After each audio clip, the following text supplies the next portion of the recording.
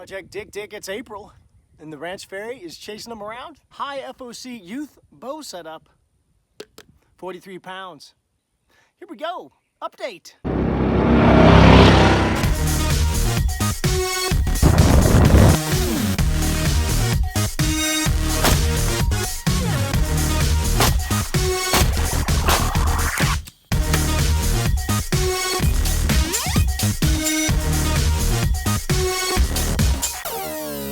I've learned a couple of things shooting the bow. First of all, Pluto is still a planet because I'm 50 and it was always a planet. So never forget the death of Pluto. All right, so I have been playing around. If you haven't seen my high FOC youth bow setup video, a card will pop up. Go see that, and it talks more about the details of what I've done with the bow to get it set up. The premise of the thing was to shoot a 43, 42 pound bow. My son's, it's just a very simple diamond bow. It's got all the adjustments for draw length and everything. I'm shooting it at 26 inches, 43 pounds. And then I was gonna go for I am going for a high FOC arrow. And then to kill something, and that's this evening. So I'm after a pig. I had him in front of me last week for 25 minutes and he wouldn't give me a good shot angle, and he's real jumpy. And at that time I had 550 grain arrows flying really good, but he's pretty big, and the amount of movement he was giving me and the jumpiness has me concerned, so I bumped to 680. I got a little short, 25, 26 inch long. It's just a gold tip Hunter 340, nothing special. Got a little lighted knock on the back. AAE Max stealth vanes, the big mic put on there for me. It's fully knock tuned. And then I am shooting the Tough Head 300 on a 100 grain insert. So 680 grain total weight. Now, for you guys who are wondering what those little gizmos are in there, you can't get that commercially. Don't go calling Wojo at Tough Head and saying, well, I want the Ranch Fairy version. I am also testing the chisel serrations. You know I like the Magnus buzz cuts and the Hornets with the chisel serrations because I believe they do more pulmonary damage. So what I did was I took a chainsaw file and I cut in 3 or 4 of them into this Tough Head for extra on rotation. The theory being, and I think it's going to be sound, that those serrations can survive and will survive anything bone-wise and any dulling of the blade because they're recessed.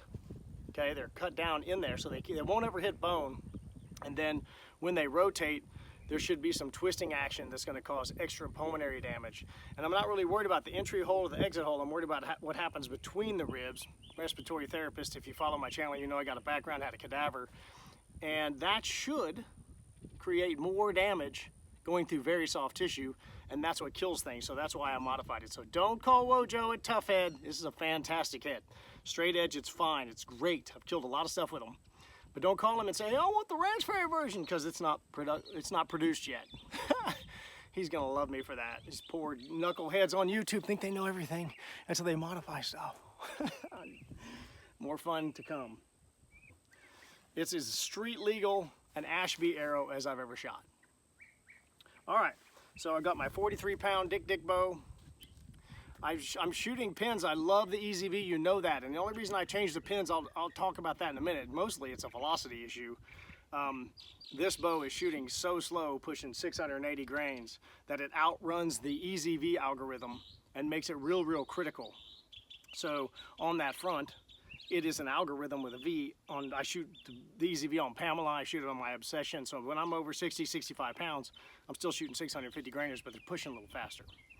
This is to duplicate what you might do with a kid. So I talked about that in the youth FOC setup. I've got one pin. I've got a 0 to 17 yards, sniper hog light, and I'm shooting a biscuit, okay? So this would be a very common thing you'd hand a kid or a lady or something like that.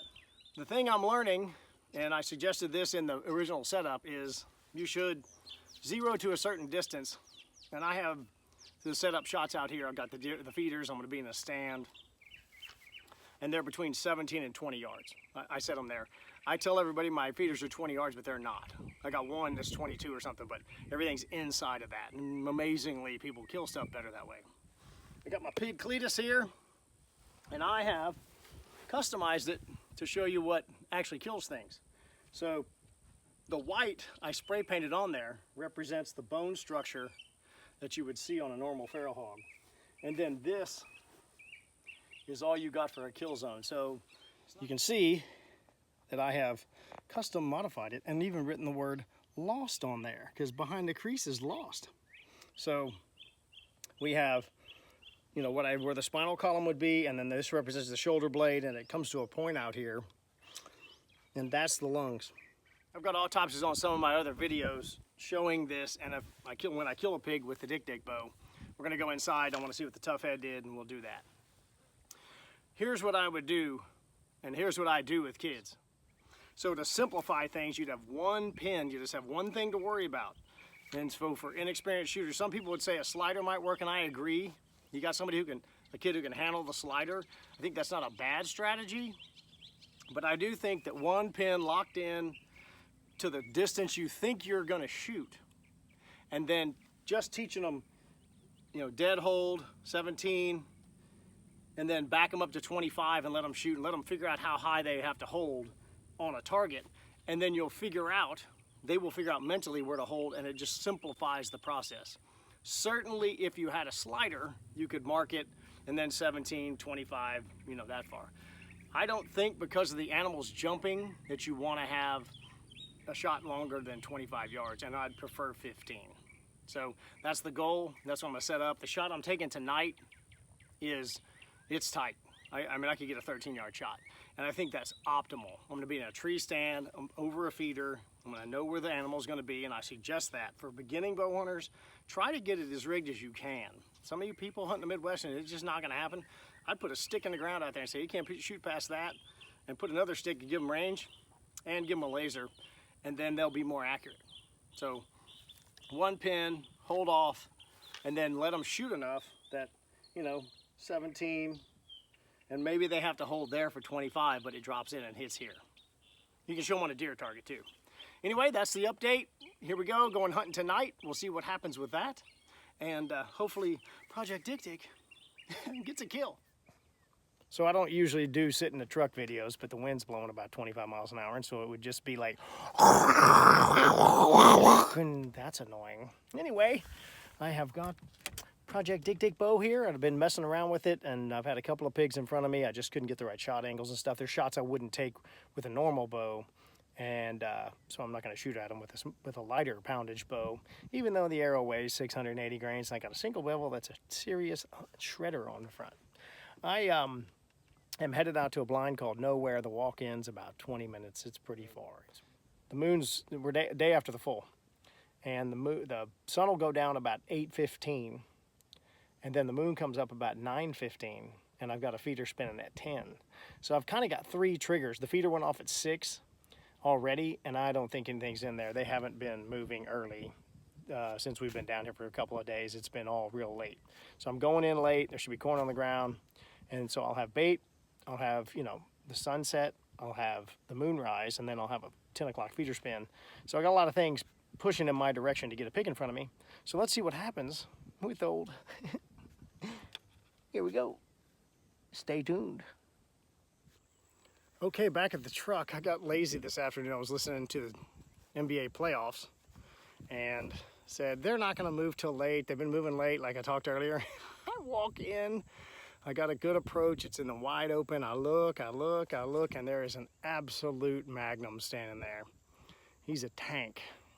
I don't have a very good picture of him. This is the best I could get. I was about 100 yards out when I stopped to look, and I saw him walking in. So 15 minutes earlier, and I'd have been, you know, the shortest hunt ever. But no, that's not the way it goes at the ranch ferry. So I made a decision just to back out. Goodness sakes. It's a silly game to play.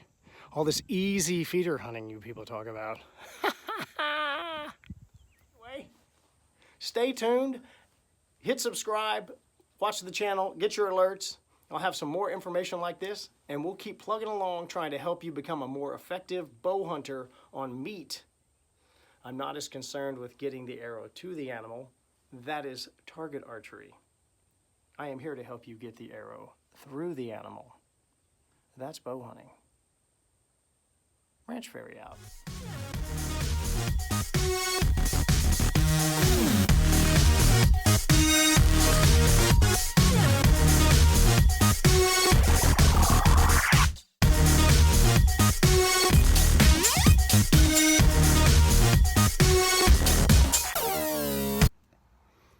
Ah, crap, dropped my freaking gum in the dirt. I don't know, it'll be fine. No, that wasn't good.